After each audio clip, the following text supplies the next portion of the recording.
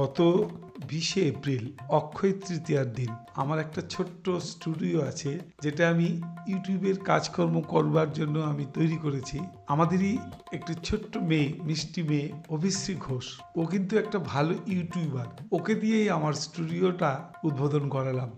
একটা সুন্দর মুহূর্ত আমার YouTube channel happy life by DKG. তাকে স্মরণীয় রাখতে আমার এই ছোট্ট প্রচেষ্টা।